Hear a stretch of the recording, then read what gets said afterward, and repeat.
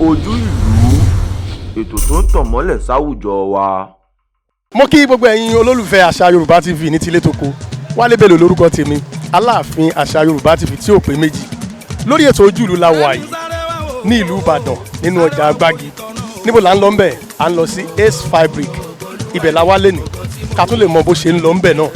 Gbogbo ẹ̀yin tẹ́ ẹ fẹ́ràn ètò wa tẹ́ mọ ojú ìlú, ẹ ti mọ̀ wípé àṣà Yorùbá ò kì í rà tí ò lọ́mọ nú.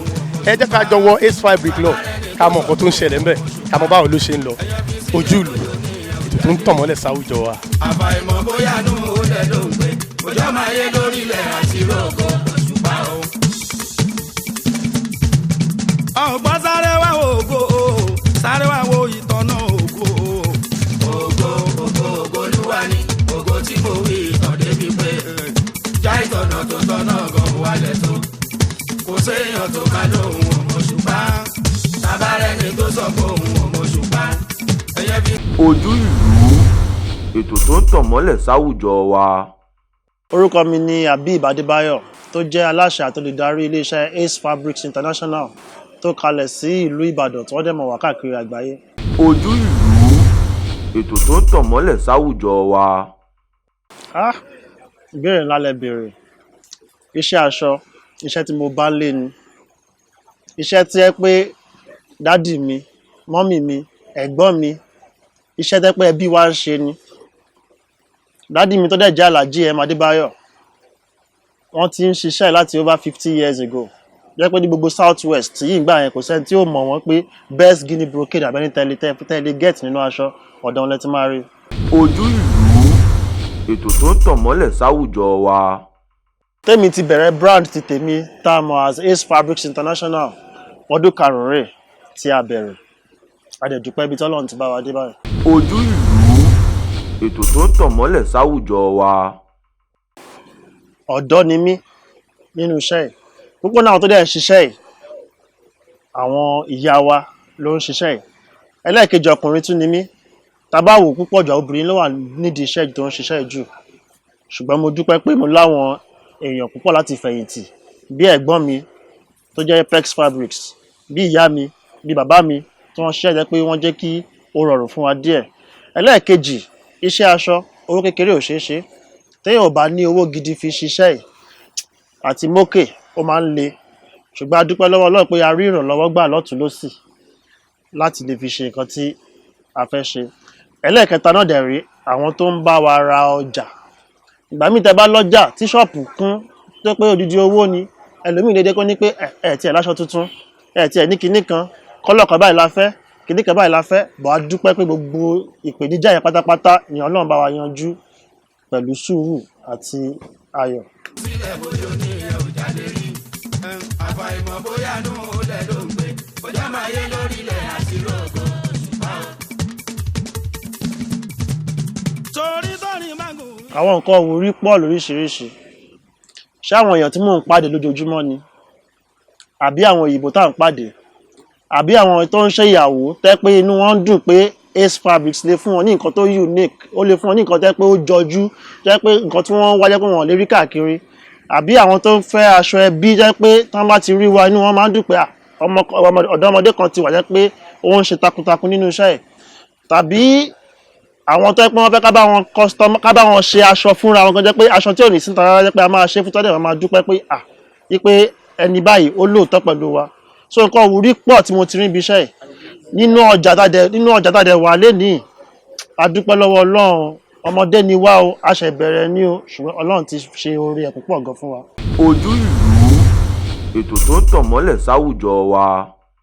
Tá bá ní pé ká kọ́ ìyànṣẹ́ àti kọ́ àwọn ìyànṣẹ́ náà, mo ti kọ́ àwọn ìyànṣẹ́ lórí ẹ̀rọ ayélujára tá pè ní Instagram, Facebook. Mo ti train àwọn èèyàn bí wọ́n ṣe máa ṣe. Mo dẹ̀ ti kọ́ àwọn ìyànṣẹ́ náà àti ráwọn tẹ́ pé òbí wọn mú wọn wá pé mo fẹ́ kí iṣẹ́ ìgbàlódé iṣẹ́ bí wọ́n ṣe iṣẹ́ aṣọ lóde òní mo fẹ́ kọ́ ọmọ mímọ̀ àti ráwọn òbí tó mọ́ wọn wá bẹ́ẹ̀ tẹ́pẹ́ àdẹ kọ́ wọn tẹ́pẹ́ àwọn ọmọ yẹn náà dẹ̀ wọ́n dẹ̀ tún lọ school pẹ̀lú ẹ̀ but lẹ́ni báyìí wọ́n ti mọṣẹ́ dáadáa.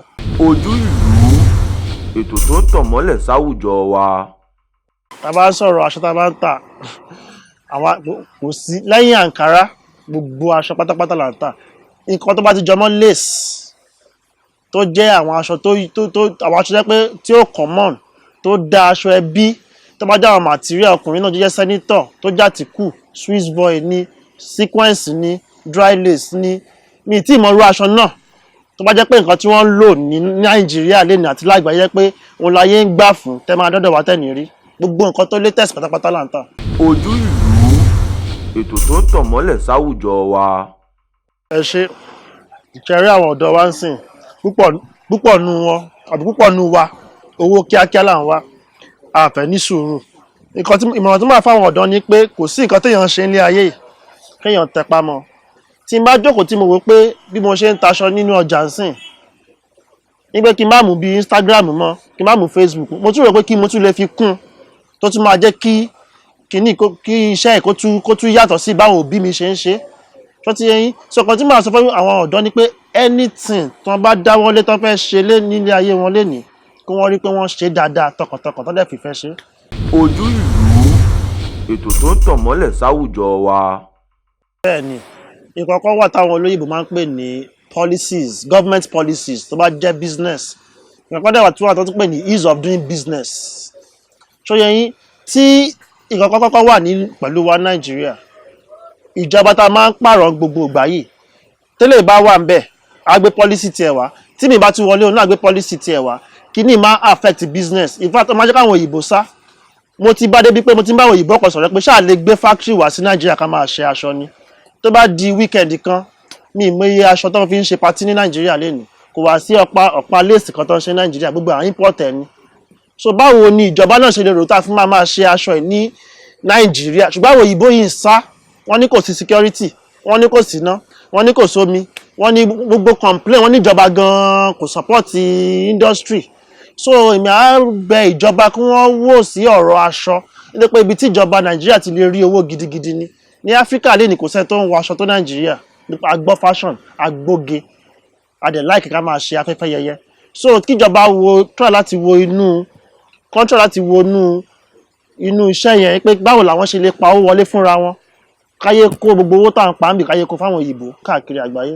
Ojú ìlú, ètò tó ń tàn mọ́lẹ̀ sáwùjọ wa. Ẹ ṣe ìbéèrè gidi lẹ́bẹ̀rẹ̀ ìyá mi máa ń sọ àwọn kan wọ́n ní nígbà táwọn ẹgbẹ́ wọn tó ń fowó ra gold tó ń fowó lọ patí káàkiri páwọn rò pé báwo làwọn ṣe máa ran àwọn ọmọ àwọn lọ́wọ́ ṣọtẹ èmi á rọ àwọn òbí bí Nàìjíríà ṣe ń lọ lẹ́nìí èèyàn kàwé èèyàn ò kàwé bí mo ṣe wà yìí I'm a graduate of petroleum and petrochemical science bọ̀lẹ́ ní aṣọ mò ń tà ṣọtí yẹn so àwọn òbí kí wọ́n wo sí pé báwo lè ẹ ṣe lè ran ọmọ yín lọ́wọ́ ọmọ tẹ bá rí pé wọ́n máa ń sọ pé ọmọ tó bá ṣípá ni òbí máa ń ràn lọ́wọ́ pé káwọn òbí náà rò kí wọ́n á rán ọmọ tó pọ̀ serious díẹ̀ pé lè má focus káwọn náà rò pé kí mo lè fi ran ọmọ rẹ̀ lọ́wọ́ nítorí pé kò sí ìjọba tó máa ràn wá lọ́wọ́ kò síṣẹ́ nílùú yìí kò sí kankan tó tóbi náà bá ran ọmọ lọ́wọ́ débi tó máa lè ràn dé ọmọ náà ṣe yòókù fún rẹ̀ so èmi àárọ̀ àwọn òbí kí wọ́n yé fowó ra aṣọ ra bàtà ra góòlù káàkiri kí wọ́n wọ ọjọ́ ọ̀la àwọn ọmọ ìmọ̀ràn tí mo ní fáwọn òbí nìyẹn. Ojú ìlú, ètò tó ń tàn mọ́lẹ̀ sáwùjọ wa. tó bá jẹ́ nílùú Ìbàdàn kò sí ẹni tí ò mọ iléeṣẹ́ wa kò sẹ́ni tí ò mọ ibi tí iléeṣẹ́ wa gbogbo Ìbàdàn yìí ní tó bá dé gbogbo express gbogbo àdúgbò ẹ máa rí signboard wa káàkiri ní Ace Fabrics lọ́tún orí rédíò Ace Fabrics orí tẹlifíṣàn Ace Fabrics ni ṣùgbọ́n ìlú mélòó ni a ti ní irú ọjà bíi tiwa yìí ìlú mélòó wọn ti ní aṣọ lẹ́yìn Èkó ta ní Ìdúmọ̀tà nìkan òun náà ló kọ gbági tuntun nìbàdàn lẹ́yìn ẹ̀mí tí ìmọ̀lú náà àti Kánò bóyá lọ́jà kan Kánò tó tàkàrà nǹkan táwọn tèmi wá ṣe bí ọ̀dọ́ ní pé mo wá bọ́ sórí Instagram mo wá gbogbo aṣọ tó fún àpàtàpàtà ní la máa ń kó síbẹ̀ so kò sẹ́nibọ́dì lágbàáyé àti Italy ni o àti China ni o àti Turkey ni o France London America kò sójúmọ́ kan káwọn èèyàn máa kó àpá àwọn fẹ́ ra aṣọ àdèmá bá wọn wọ́n dẹ̀ máa san sàkáǹtì wa àdèmá send aṣọ yẹn sí wọn inú wọn dẹ̀ máa ń dùn so àti jẹ́ kí aṣọ rírà rọ àwọn èèyàn lọ́rùn nílùú Ìgàn inú àwọn èèyàn dẹ̀ ń dùn sí wa.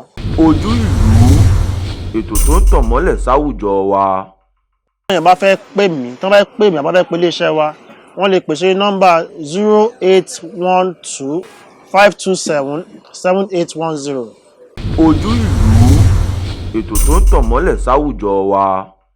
Orúkọ mi ni Habib Adébáyọ̀ aláṣẹ àti olùdarí iléeṣẹ́ Ace Fabrics International. Ẹ máa wo Àṣà Yorùbá TV o ètò tó gbé àṣà Yorùbá lárugẹ ni ẹ máa wò déédéé.